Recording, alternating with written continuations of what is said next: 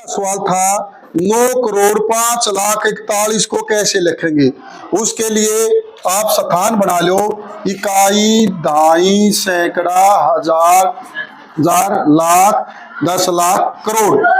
अब 9 करोड़ 5 लाख, 9 करोड़ जो नहीं बोला गया वहां जीरो, 5 लाख फिर बोला गया 41, यो लिख दिया 41, जो नहीं बोलेगा उनके स्थान पे पहले आपने ये लिख बना लेनी है, इकाई, दहाई, सैकड़ा, हजार, 10,000, लाख, 10 लाख, करोड़।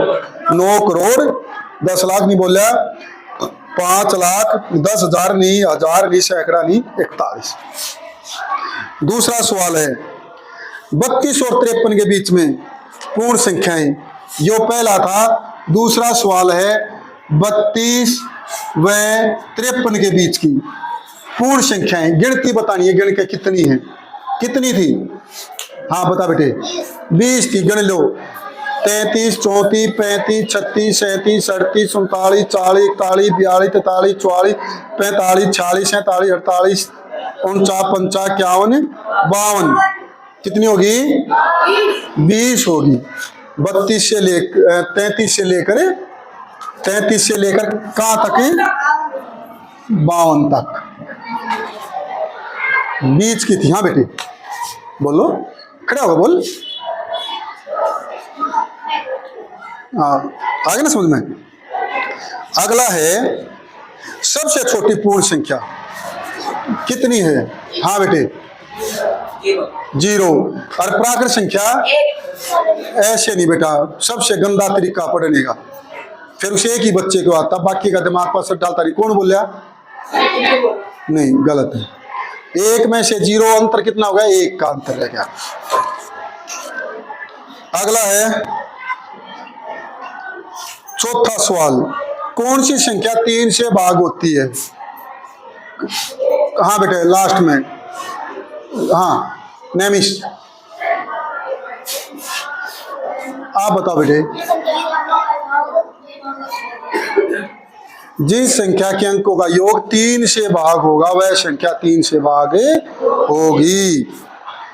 अब है पांचवा, एक बिंदु से कितनी रेखाएं गुजर सकती हैं? एक बिंदु से कितनी रेखाएं गुजर सकती हैं? ये एक बिंदु है, एक रेखा गुजरगी, 2, 3, 4, 5, 6, 7, अनगिनत चलती रहती हैं, अनगिनत। कितनी? जिनकी कोई गणना ही नहीं की जा सकती। खाली स्थान 1 करोड़ में कितने 10 लाख होते हैं? हाँ भाई, हाँ। और लाख कितने होते हैं 1 करोड़ में?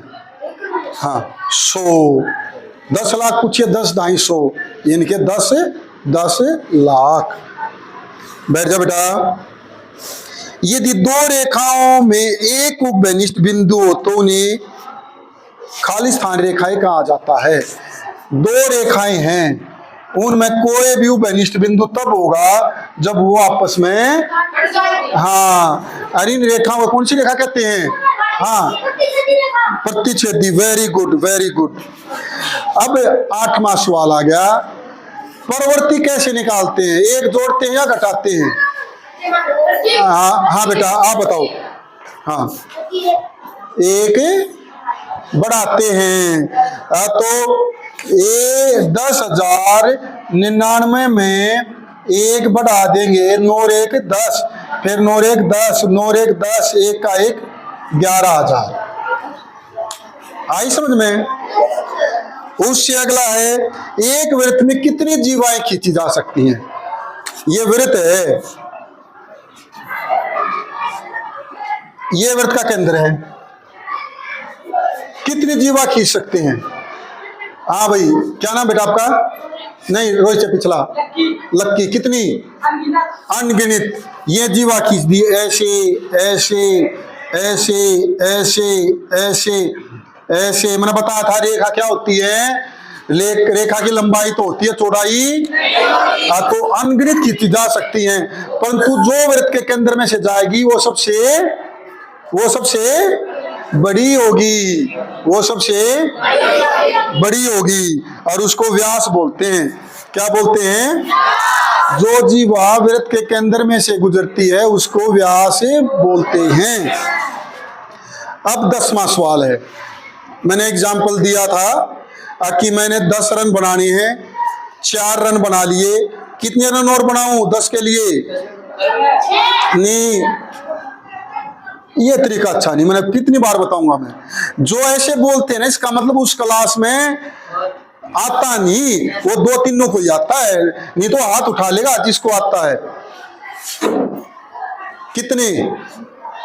हाँ, तो अमल लिखना करना पड़ेगा। मनोज रन बनाना चाहता है, मनोज रन बनाना, कितने बनाना चाहता है? 10,000 चाहता है, बराबर है 10,000। मनोज ने रन बनाए, कितने बनाए? 6,980। मनोज ने रन बनाने हैं, मनोज ने रन बनाने हैं, बराबर है, घटा दो 0, 2, इसमें 9 मत 9 गए 0 और 9 मत 6 गए 3। ये अमल करना था 3,020 रन। देखा कितना आसान सवाल था ये। अगला, वृत्त के मध्य स्थित बिंदु क्या कहलाता है? वृत्त के मध्य ये जो बिंदु है जहां से प्रकार रखकर आप चाप लगाते हो, क्या कहलाता है ये? वेरी गुड, क्या कहलाता है? दूसरा, वृत्त के केंद्र से गुजरने वाली रेखा पहले बताई थी, क्या होती है? सबसे बड़ी जीवा, व्यास। सबसे बड़ी जीवा भी होती है और व्यास भी।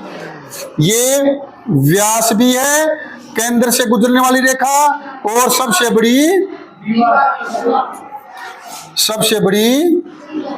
जीवा। बेटा देखना साफ दिख रहा है क्या? समझे? अब आधा व्यास क्या होता है बताओ? आधा व्यास, हाँ बिल्कुल सही, त्रिज्या। सही बोले, क्या बोले? त्रिज्या। व्यास का आधा क्या होता है? व्यास का आधा त्रिज्या। अगला है, वृत्त के 2 बिंदुओं को मिलाने से बनने वाला पथ। वृत्त पर 2 बिंदुओं को मिलाने से, वृत्त के ऊपर 2 बिंदुओं मिलाने से यो जो पथ होता है, यो क्या कहलाता है? हाँ सही, क्या कहलाता है ये?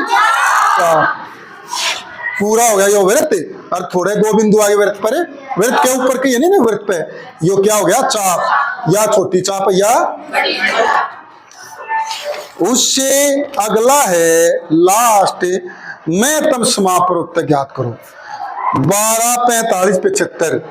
12, 45, 75 का मैं तम समापर्वत तक ज्ञात करो। 12 के गुणनखंड बनाए, मैंने कहा था पहले 2 से 2 छीक 12, 2 तिया, फिर है 45। 2 से नहीं होता ये, जिसके लास्ट में 0, 2, 4, 6, 8 हो, वो 2 से भाग होगी। तो ये कितना हो गया? 3 से, 3 एकम 3, 3 पंजे 15, 3 पंजे, उसके बाद 75, 3 दूनी 6, 1 बच गया, 3 पंजे 5 पंजे। अब ये गुणनखंड आगे, 12 के गुणनखंड की क्या हो गया? 2 गुणा में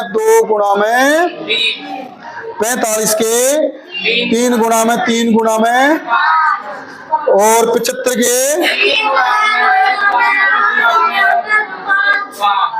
तो ये जो सारा में जो सी संख्या सारा में कॉमन है वह लेते हैं HCF के लिए। हाईएस्ट कॉमन फैक्टर सब 3 है, तो HCF क्या आ गया? मैं तम क्या आ गया?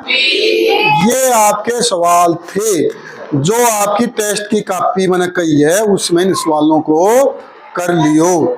ठीक है बेटे।